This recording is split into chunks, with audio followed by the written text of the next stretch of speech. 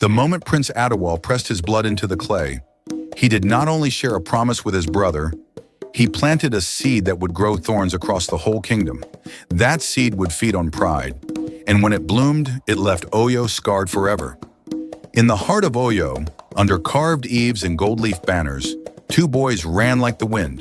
Adewale, broad-shouldered, a hawk in his gaze, and Adetunji, quiet, with a smile that softened tempers. The palace raised them as one, training at dawn, lessons in law by noon, laughter that stitched the days together. Their father, Alaafin Ogunmola, watched them from his throne and feared what time might teach them. He called them close beneath a moon, the color of bruised copper, and said, "The throne is a fire. Learn to share the flame, or it will consume you both." So the brothers swore, not with words alone. They slashed their palms, pressed skin to skin, and poured the red into a clay bowl. Their voices trembled and joined. "As long as blood binds us, neither will touch the crown while the other breathes." They buried the bowl at the shrine of their ancestors, wrapped it in kola leaves, and danced the night away. It was a promise born from love, and as the elders would whisper later, the first page of a book written in trembling hands. Years hardened like river stones. Alaafin's hair silvered, his steps slowed.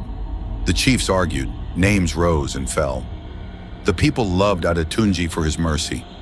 He walked among the market women, listened to the fishermen, gave his cloak to a man who had none. They feared Adewale because he was swift with the spear and slow with a smile. Ambition is a cold guest that does not announce itself.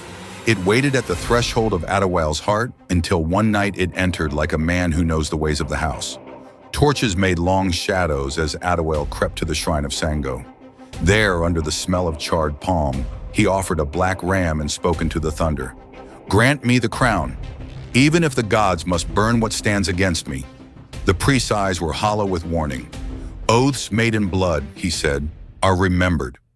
The gods do not forget what men promise in anger." Adewale heard the warning as one hears rain on a distant roof.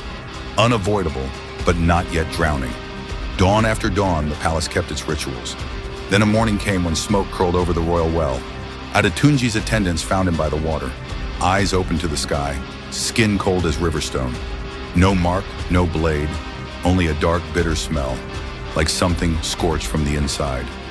Grief is a sharp blue that fractures even the hardest faces. The people mourned. Adewale wrapped himself in white and took the throne, but the crown pressed like a sealed mouth. Nights were worse. Mirrors showed Adetunji's face where no reflection should be. When drums were played for harvest, Adewale heard the cadence of accusation. He woke with the taste of ash on his tongue and palms that bled without cut.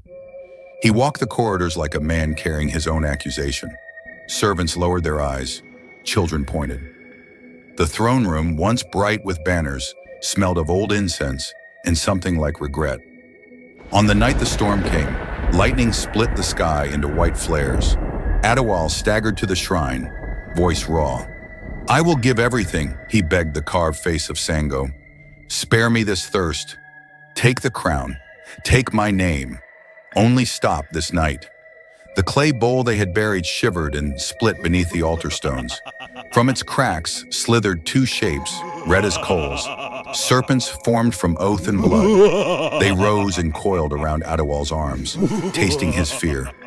He screamed a name, Adetunji, and then the sound was swallowed by thunder. When the palace servants came at dawn, the throne was empty. A wet print of a hand stained the marble where the king had knelt. The snakes were gone. So was the man who had sought to escape what he had done. Some kings leave gold, some leave laws.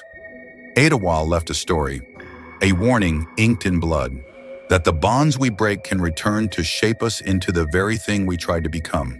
If this story struck you, if you believe our legends should be heard and kept, subscribe and walk with me into the next tale.